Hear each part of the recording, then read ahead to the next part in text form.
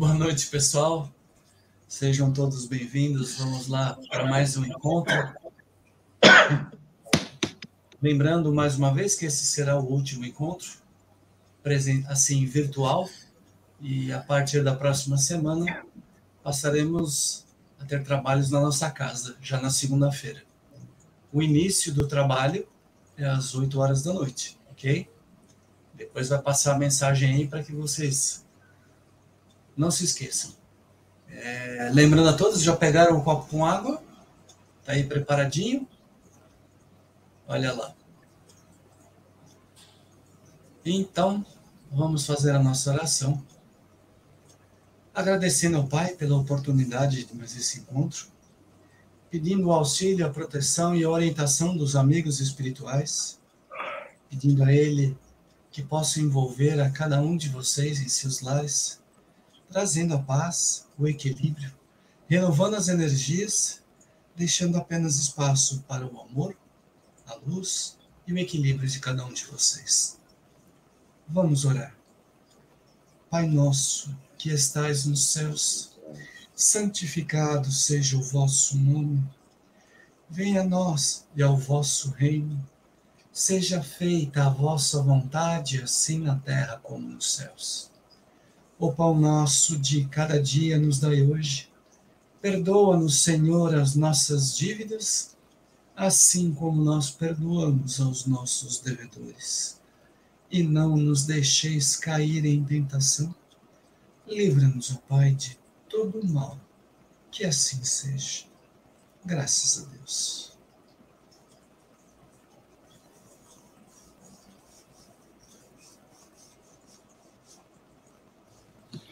Que assim seja. Vamos ver aqui onde abriu.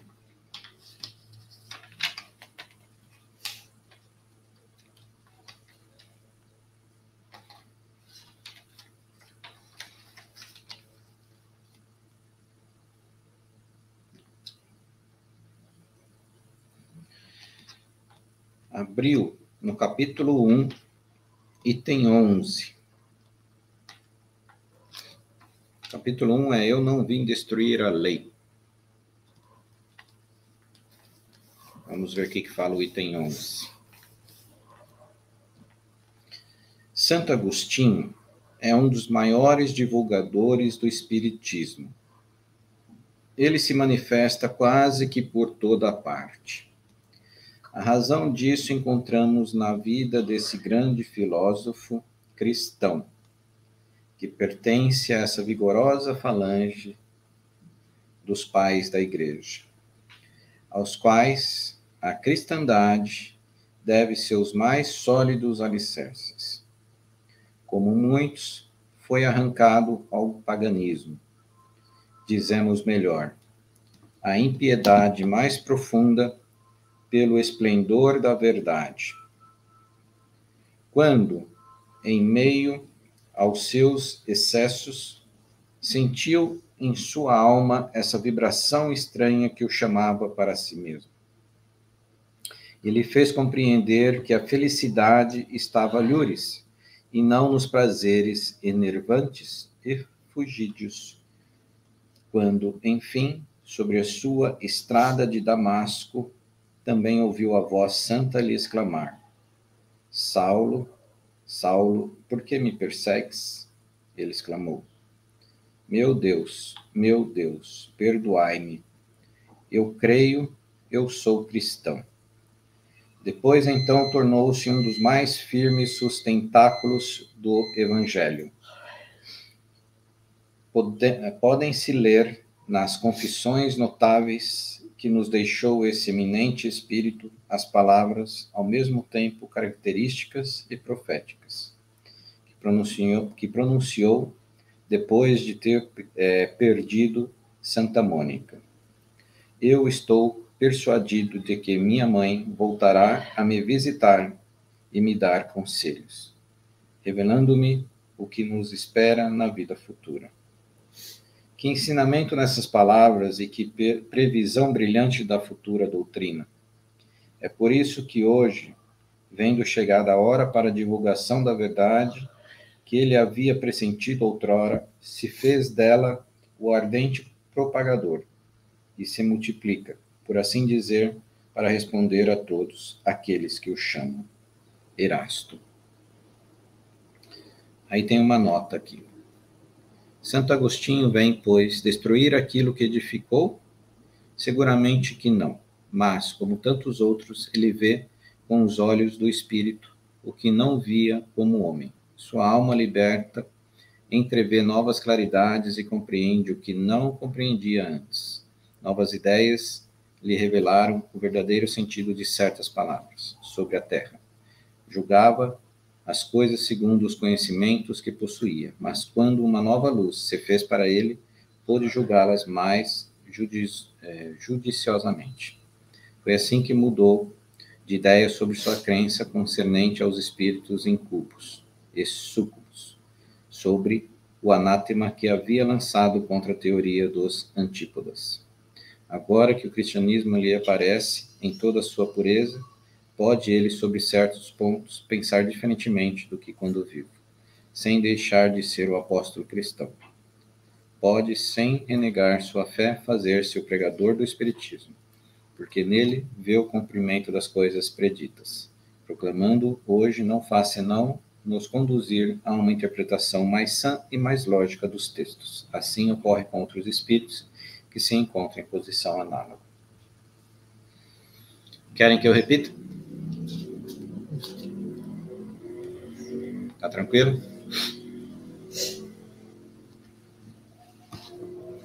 Muito bem, então vamos lá.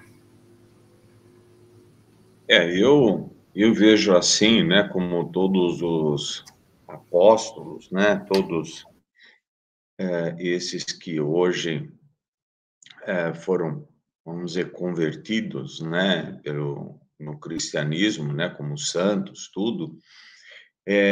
O início de cada um é muito diverso, mas mais ou menos eles aconteceram da mesma maneira, né? Tinham uma visão diferente e após se converterem, após algum chamamento, enfim, você vê também Francisco de Assis, né?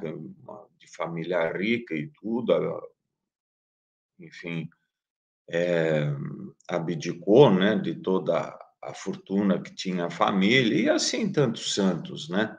Então, eu vejo da mesma maneira essa transformação após realmente esse chamamento, vamos dizer assim. É dessa maneira que eu vejo.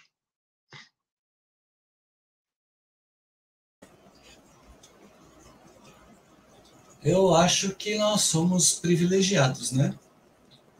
Hoje em dia a gente já tem tudo assim devidamente no seu lugar, esclarecido, para que quando a gente quer fazer as nossas escolhas, no caso da religião, a gente pode ir por essa, por aquela, pode comparar, tem informação sobre a ideia, o princípio de cada uma, e a gente tem essa liberdade toda. Imagina naquela época que basicamente você tinha que seguir aquilo e seguir aquilo, porque se bobear, matava, né, por conta da religião. E dentro de você, você tinha aquele ímpeto, aquela vontade de ser ou fazer ou pensar de forma diferente, mas você tinha que guardar tudo para você. Levando em consideração que Deus é um só, mas as pessoas na época não enxergavam dessa maneira, prevalecia a força, o poder e os interesses por trás do controle de todo esse tipo de situação. As pessoas deviam sofrer, e a gente sabe que sofriam muito, né? E por que não dizer, vai saber se um dia a gente também já não passou por aí e acabou sofrendo um pouco disso tudo. E hoje tenta, de alguma forma, ajudar e aliviar, amenizar um pouco tudo aquilo que a gente fez no passado.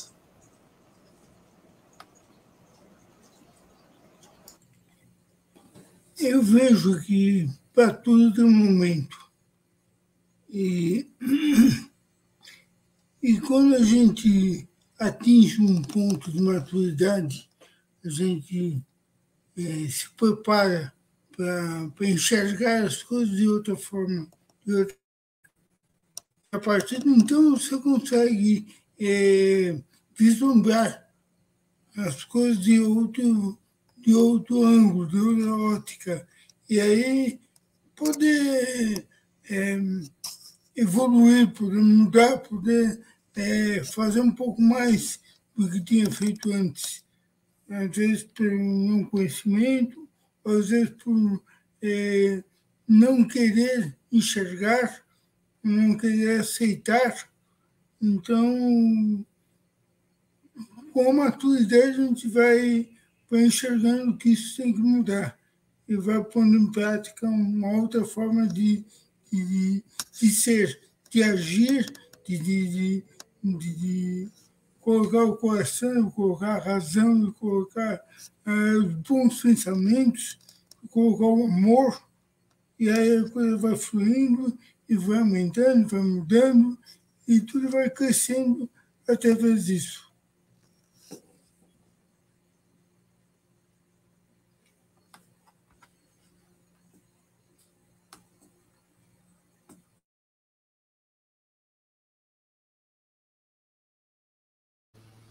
Agora sim, agora vocês me ouvem. Não tem muito o que falar, eu só me chamou a atenção aqui.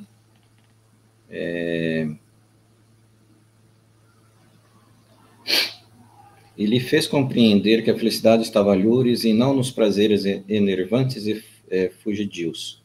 Quando, enfim, sobre sua estrada de Damasco, também ouviu a voz santa lhe exclamar: Saulo, Saulo, por que me persegues?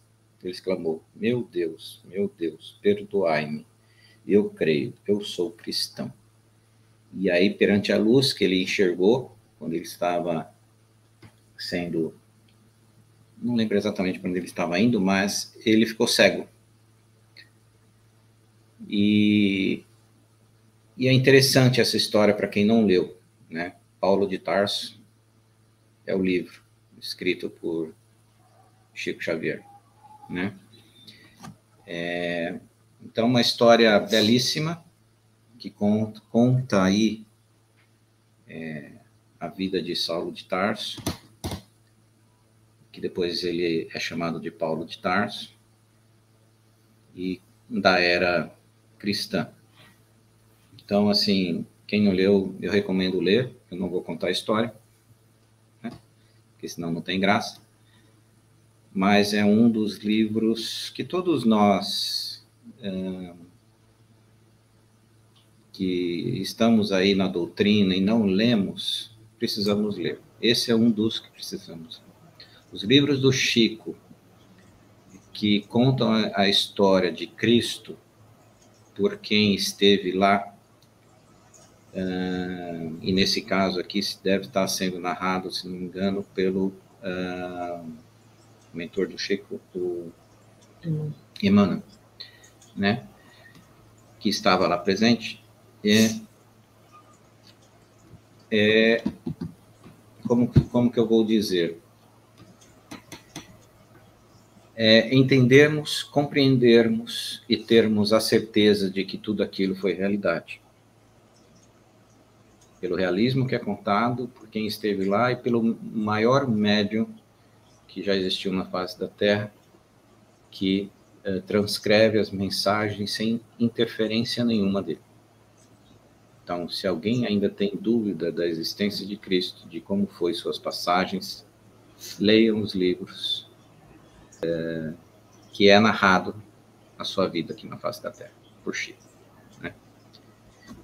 Então, isso aqui é muito importante. E foi aí que ele mudou e passou a pregar todos os ensinamentos, né? Primeiro, ele se exilou, abdicou de toda a sua riqueza, foi fazer serviços de, se não me engano, são teários, um casal que o acolheu, e quando se deu conta com os pergaminhos da época, estudou, depois foi pregar. Tá? Então, mas leiam, é fundamental isso para enriquecer a nossa alma. São livros altamente instrutivos, você aprende muita coisa, tem muito detalhe, e assim, são emocionantes, né? Você começa, é o tipo do livro que você Você quer acabar de ler, você não quer parar de ler, você quer pegar e ler do começo ao fim, né? E comovente também, né? Porque você vê o tamanho do sofrimento e no meio da história tanta bondade, tudo misturado ali, você fica fascinado com a história. Muito bonitas histórias. Sim. Então, esse é um livro. O outro é 2000 anos atrás, narrado por Emmanuel também. Tá? Isso. O livro São Francisco de Assis e o livro Maria. Todos são os livros que todos nós deveríamos ler.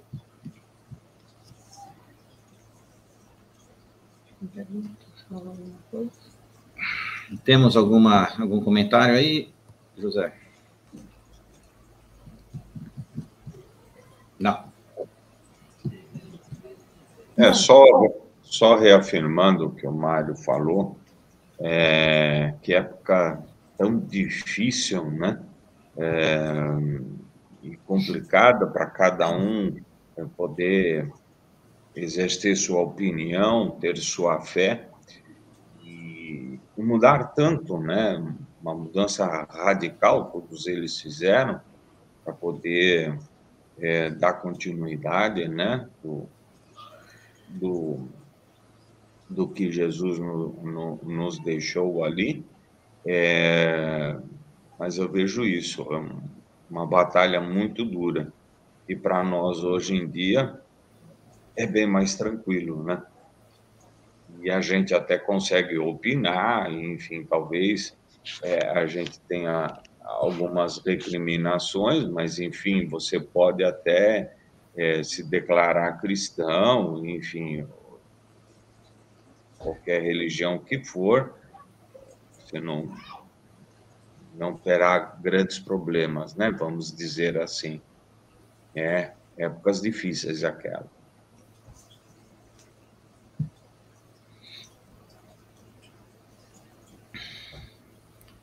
Muito bem. Acho que agora é contigo, Zé Lima, segundo o Jairo. Segundo as escrituras, o José Lima ia fazer o encerramento do último encontro. Hoje não tem como fugir.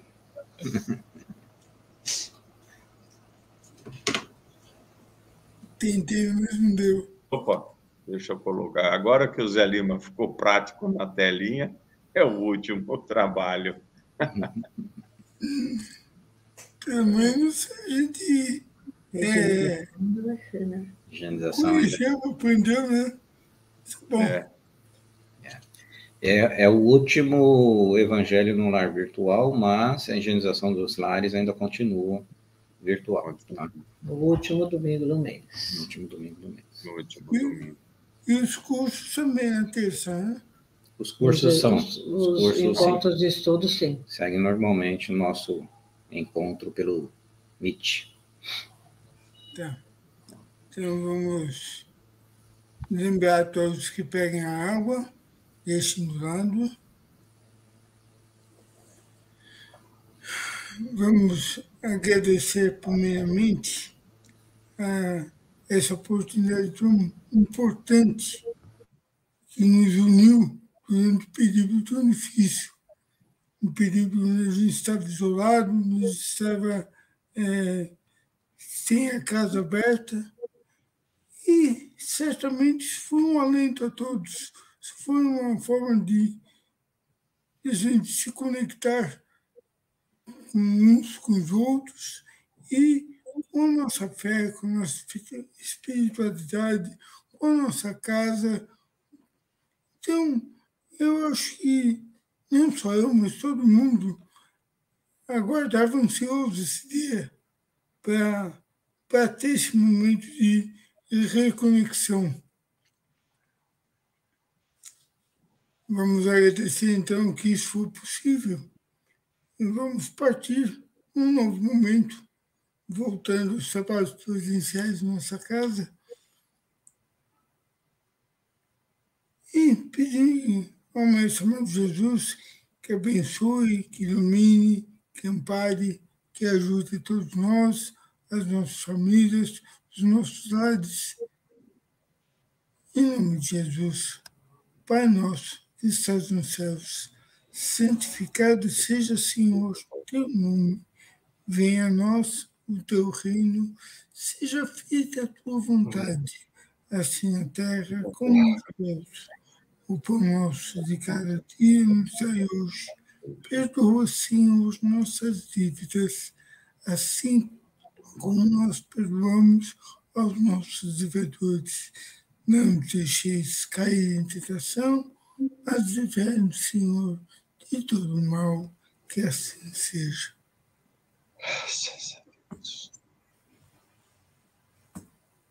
Muito obrigado pela honra de finalizar esse último encontro. Foi muito bom.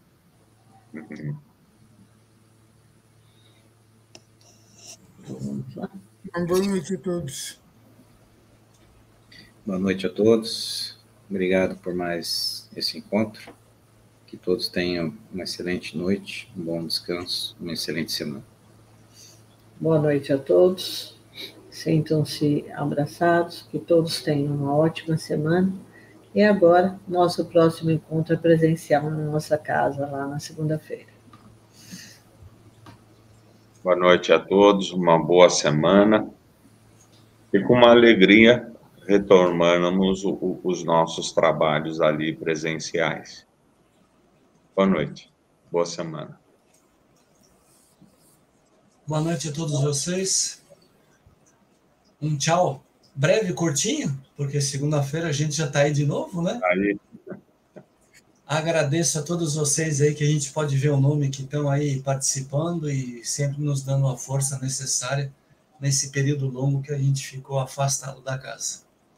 Graças a Deus, agora a gente pode se reencontrar fisicamente para exercitar e fortalecer a nossa fé, a nossa energia, tudo que é de bom, de positivo, para tentar fazer alguma coisa de melhor pelos nossos amigos e por todos nós. Um abraço a todos vocês. Até a próxima segunda. Lá. E lembrando que amanhã, para quem faz o curso, tem o curso, e na quarta também tem o nosso trabalho normal lá. Boa noite. E quinta-feira tem o trabalho Da sopa. da marmita, da sopa. Bem lembrado. Boa noite a todos. Boa noite. Tchau.